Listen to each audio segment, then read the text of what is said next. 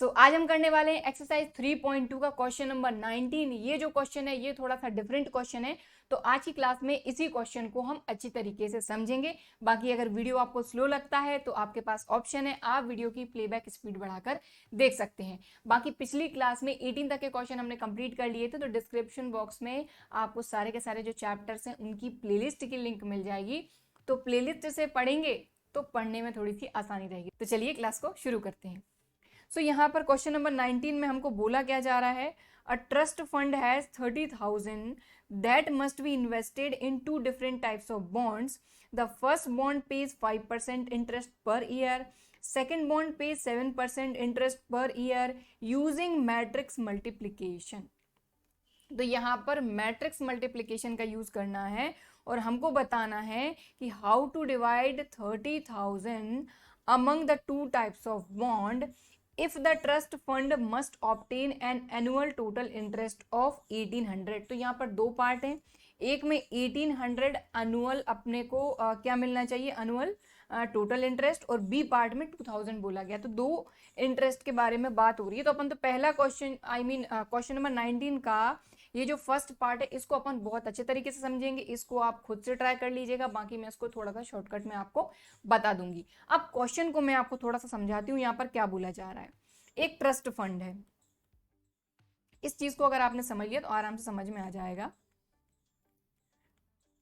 Trust fund है, उसके पास 30,000 rupees है, ठीक। अब उन्होंने बोला कि इन 30,000 रुपीज को हम दो बॉन्ड्स में इन्वेस्ट कर दें, इन्हीं को डिवाइड करके 30,000 को दो पार्ट में डिवाइड करो और दो बॉन्ड में इसको डिवाइड कर दो। तो यहां पर इसको हमको दो बॉन्ड में डिवाइड करना है, बॉन्ड 1 और बॉन्ड 2, ठीक है। और इस तरीके से डिवाइड करना है कि हमको जो एनुअल टोटल इंटरेस्ट है वो 1800 मिल जाए। फर्स्ट पार्ट की बात करें 1800 मिल जाए, लेकिन हमको बोला गया कि ये जो बॉन्ड 1 है इसमें 5% पर ईयर का इंटरेस्ट मिल रहा है, बॉन्ड 2 में 7% पर ईयर का इंटरेस्ट मिल रहा है। तो हमको इस तरीके से ये जो 30,000 है इनको दो पार्ट में डिवाइड करना है, इन पैसों को, इन रुपयों को, जिससे कि हमको टोटल इंटरेस्ट 1800 मिल पाए। तो ये हमको ऑब्वियसली सपोज ही करना पड़ेगा। टोटल अमाउंट 30,000 है, ठीक है। तो अब फर्स्ट पार्ट हम कर रहे हैं इसका, 1800 रुपीज एक साल इन्वेस्टेड इन बॉन्ड 1। बॉन्ड 1 में हमने इन्वेस्ट करा x रुपीज। तो सीधी सी बात है कि जो सेकंड बॉन्ड रहेगा उसमें जो भी बचे हुए, देखो टोटल 30,000 रुपीज है। अगर बॉन्ड 1 में हमने x रुपीज इन्वेस्ट कर दिए तो सेकंड बॉन्ड में 30,000 में से जो आपके x रुपीज है उनको माइनस करके जो भी पैसा बचेगा वो आप आपके सेकंड बॉन्ड में इन्वेस्ट करोगे, क्योंकि हमको ये चीज पता है कि इन 30,000 को ही हमको दो पार्ट में डिवाइड करना है। तो एक पार्ट हम x ले लेते हैं और दूसरा पार्ट हो जाएगा 30,000 माइनस x। सिंपल सी बात है बस। तो सेकंड बॉन्ड जो है इसमें हम इन्वेस्ट करेंगे 30,000 में से x को माइनस करके जो बचे हुए पैसे हैं अपने पास वो। सो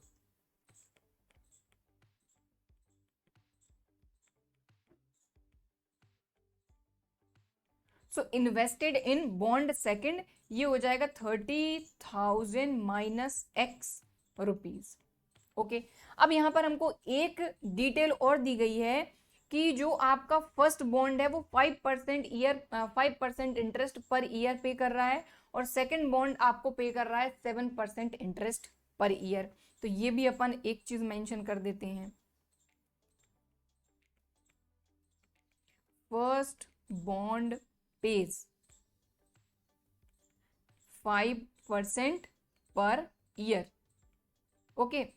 और जो आपका सेकंड बॉन्ड है, right, second bond pays 7% per year.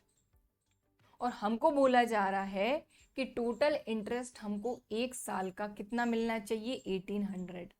अब आपको ये बोला गया है कि मैट्रिक्स मल्टीप्लीकेशन, देखो इस चीज को आराम से समझ लो, आपको इस तरह के क्वेश्चन क्लियर तरीके से समझ में आ जाएंगे। हमको बोला जा रहा है मैट्रिक्स मल्टीप्लीकेशन का यूज करना है आपको। तो मैट्रिक्स मल्टीप्लीकेशन यानी एक मैट्रिक्स बनेगी आपकी रुपीज से, पहले बॉन्ड में कितना रुपए आप डाल रहे हैं, दूसरे बॉन्ड में कितना रुपए आप डाल रहे हैं, और दूसरी मैट्रिक्स बनेगी आपकी इंटरेस्ट की। ठीक है, कि पहले बॉन्ड में कितना इंटरेस्ट मिल रहा है, कितने परसेंट इंटरेस्ट मिल रहा है, और दूसरे बॉन्ड में कितने परसेंट इंटरेस्ट मिल रहा है। तो दो मैट्रिक्स का मल्टीप्लिकेशन करने पे आपको कितना मिलना चाहिए, 1800। अगर 1800 को आप मैट्रिक्स में लिख दो तो ये बन रही है आपकी 1/1 की मैट्रिक्स। और जब मैंने आपको मैट्रिक्स मल्टीप्लिकेशन समझाया था तब मैंने आपको ये बताया था कि दो मैट्रिक्स का अगर मल्टीप्लिकेशन चल रहा है तो इनके ऑर्डर से हम रिजल्टेंट मैट्रिक्स का ऑर्डर पता कर सकते हैं। उसके लिए जो आपकी पहली मैट्रिक्स है इसका नंबर ऑफ रो और दूसरी मैट्रिक्स का नंबर ऑफ कॉलम आपको पता होना चाहिए। तो यहां पर आप देख पा रहे हैं कि 1/1 की मैट्रिक्स रिजल्टेंट है, मतलब कि पहली मैट्रिक्स का नंबर ऑफ रो 1 होना चाहिए, दूसरी मैट्रिक्स का नंबर ऑफ कॉलम 1 होना चाहिए, यानी दिस मल्टीप्लाइड बाय 1। तो मतलब इतना हमको क्लियर हो गया कि पहली जो भी मैट्रिक्स हमारी बनेगी उसका ऑर्डर रहेगा 1/समथिंग, और दूसरी मैट्रिक्स का जो ऑर्डर रहेगा वो समथिंग/1।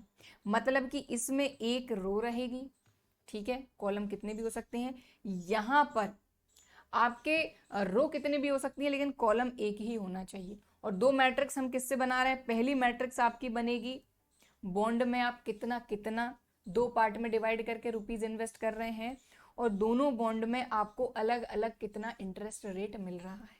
ठीक है, सो यहां पर पहली मैट्रिक्स में हम लिख देंगे, देखो पहले बॉन्ड में x रुपीज इन्वेस्ट कर रहे हैं, पहले बॉन्ड में x रुपीज इन्वेस्ट कर रहे हैं, दूसरे बॉन्ड में 30,000 माइनस x रुपीज इन्वेस्ट कर रहे हैं। ठीक है, समझ गए। तो यहां पर आप देख पा रहे हैं एक रो है और दो कॉलम है, तो 1/2 की मैट्रिक्स हो गई है। ठीक है, और यहां पर की अगर हम बात करें तो यहां पर इंटरेस्ट रेट लिखेंगे, तो ये 5% और 7% है, तो यहां पर कॉलम एक होना चाहिए, मतलब इस तरीके से अपना बनना चाहिए। तो पहले बॉन्ड की बात करें तो पहले बॉन्ड में देखो, पहले बॉन्ड में x रुपीज था और पहले बॉन्ड में 5% पर ईयर मिल रहा है, तो यहाँ पर लिखेंगे अपन 5%, और दूसरे बॉन्ड में 7%। तो आप देख पा रहे हैं यहाँ पर आपकी ये जो मैट्रिक्स हो गई है ये 2/1 की हो गई है। ठीक है, समझ गए बात को। तो अब इन दोनों मैट्रिक्स का आपको मल्टीप्लाई करके क्या लाना है, 1800, ऐसा हमको बोला गया है। समझ गए। तो ये इस तरीके से मैट्रिक्स में अपनी एक इक्वेशन बन गई।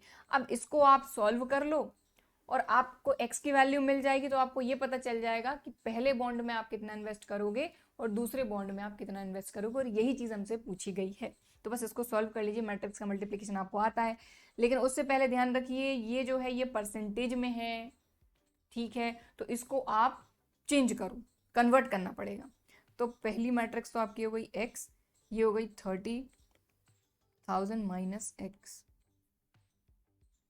और दूसरी मैट्रिक्स आपकी ये हो जाएगी, देखो 5/100 ये क्या हो जाएगा 0.05, और 7/100 ये हो जाएगा 0.07।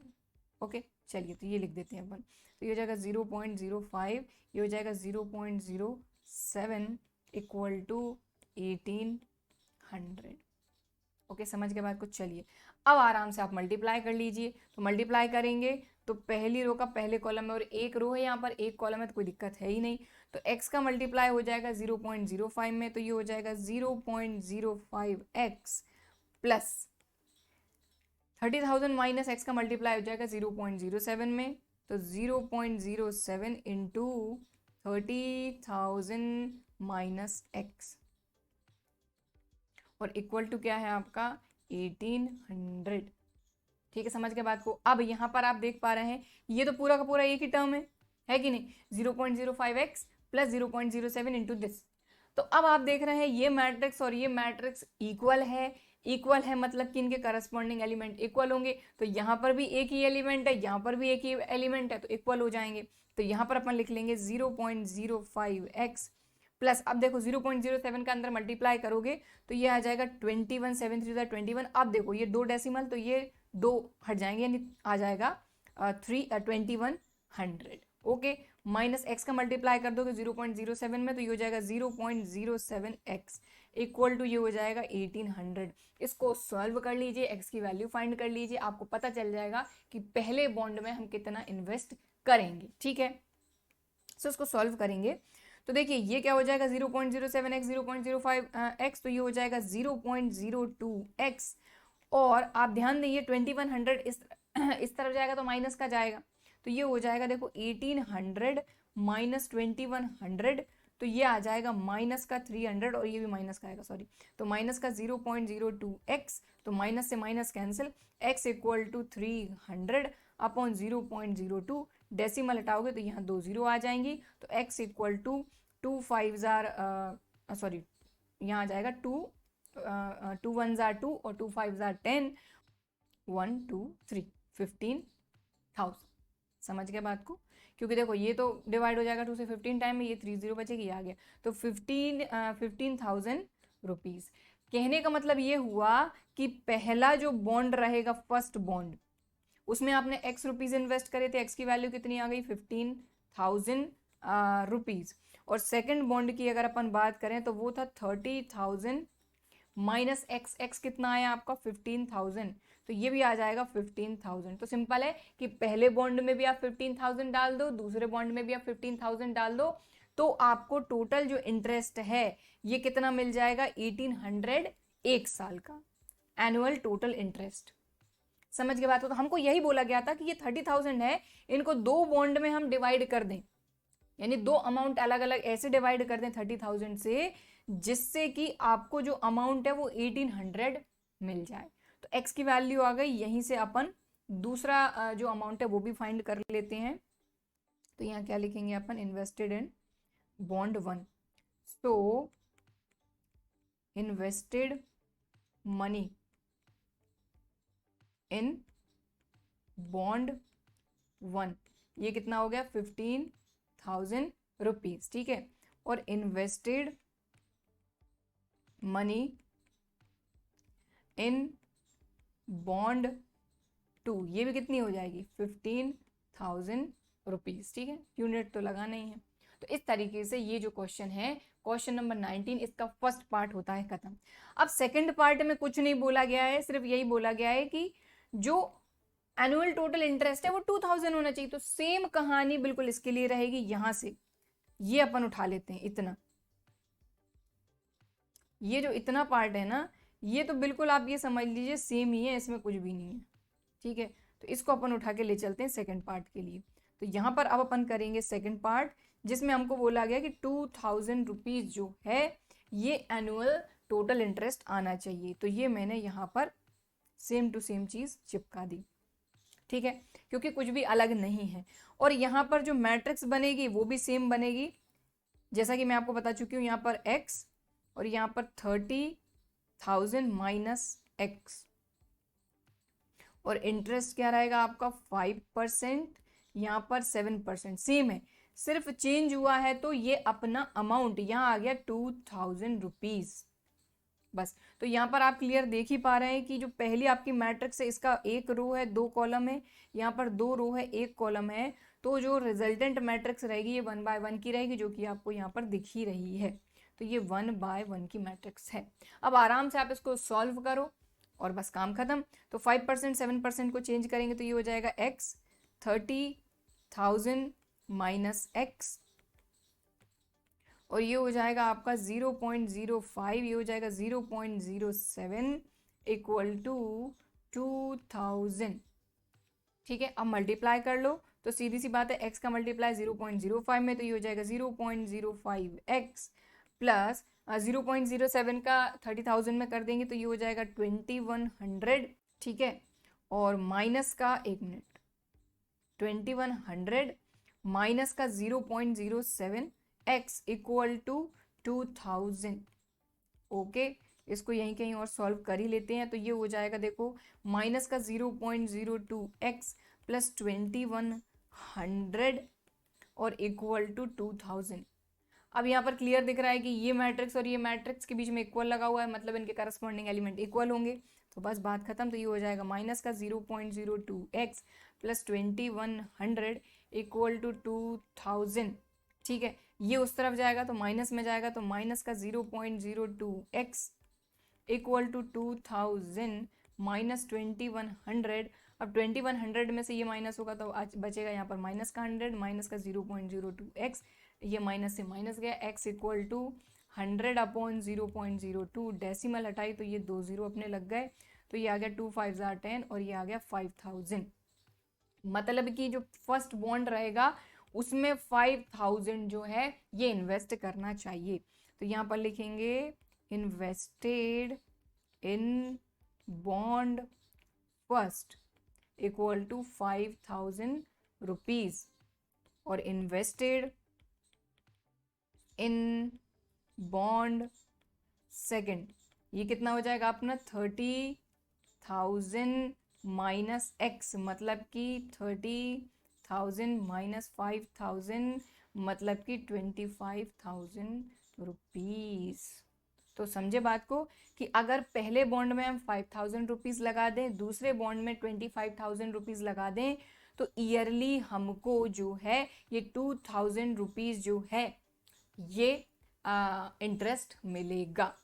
तो यहाँ पर क्वेश्चन को समझना बहुत ज़्यादा ज़रूरी है। जैसे कि मैंने आपको स्टार्टिंग में यहाँ पर क्लियर कर ही दिया कि एक ट्रस्ट फंड में 30,000 रुपीज़ उनके पास हैं। इन्होंने बोला कि 2 बॉन्ड में हम इसी पैसे को इस तरीके से डिवाइड करें जिससे ईयरली यानी एनुअल इंटरेस्ट जो है 1800 आए। तो उसके लिए हमने बॉन्ड 1 में सपोज कर लिया था x और दूसरे बॉन्ड में 30,000 माइनस एक्स, ठीक है। और यहाँ पर जो इंटरेस्ट रेट था बॉन्ड 1 का ये 5% था, बॉन्ड 2 का 7% था, सब कुछ सेम था इसमें भी बस अलग अलग क्या था, यहाँ पर 1800 के लिए बोला गया था कि एनुअल जो इंटरेस्ट है वो 1800 आना चाहिए, और बी में बोला गया था कि टोटल जो इंटरेस्ट है वो 2000 आना चाहिए, बस और कुछ भी चेंज नहीं है। तो आप देख पा रहे हैं आराम से इस क्वेश्चन को। ये इसके बाद ये हमने सपोज करके ये पूरी एक मैट्रिक्स बना दी, क्योंकि हमको बोला गया था कि मैट्रिक्स मल्टीप्लिकेशन से ही हमको इसको सॉल्व करना। देखिए सॉल्व करने के लिए अलग मेथड भी हो सकती है, लेकिन चैप्टर अपना मैट्रिक्स का है, क्वेश्चन में अपने को बोला गया था मैट्रिक्स मल्टीप्लिकेशन का यूज करना है, इसलिए अपन ने मैट्रिक्स मल्टीप्लिकेशन यूज करके इस क्वेश्चन को सॉल्व किया, ठीक है। तो चाहो तो आप स्क्रीनशॉट भी ले सकते हो, ठीक है, और चाहो तो वीडियो को पॉज करके आप नोट कर सकते हो, बाकी नोट्स आपको मिल जाएंगे तो उसकी टेंशन नहीं लेना है, नहीं भी कर रहे हो तो कोई दिक्कत नहीं है। तो इस तरीके से ये जो फर्स्ट पार्ट है ये खत्म हो गया। सेकंड तो खैर सिंपल था ही, कुछ इसमें था ही नहीं, बस ये जो चीज़ थी ये थोड़ी सी अलग थी यहाँ से, बाकी और कुछ भी नहीं। ओके, तो इस तरीके से जो क्वेश्चन नंबर 19 है ये खत्म होता है, क्योंकि आज की क्लास में हमने इसी एक क्वेश्चन को लिया था, क्योंकि ये जो क्वेश्चन था ये पूरी एक्सरसाइज में थोड़ा सा डिफरेंट क्वेश्चन था। तो फिर मिलते हैं अगले वीडियो में। इसके आगे के जो क्वेश्चन है, कुछ 3 एक क्वेश्चन एक्सरसाइज के बचे हैं, तो उन तीनों को हम खत्म कर देंगे हमारी अगली क्लास में। तो वीडियो पसंद आया है तो लाइक ज़रूर कर देना, और सब्सक्राइब नहीं किया चैनल को तो सब्सक्राइब कर लेना। चलिए फिर मिलते हैं अगले वीडियो में, तब तक के लिए बाय एंड थैंक यू।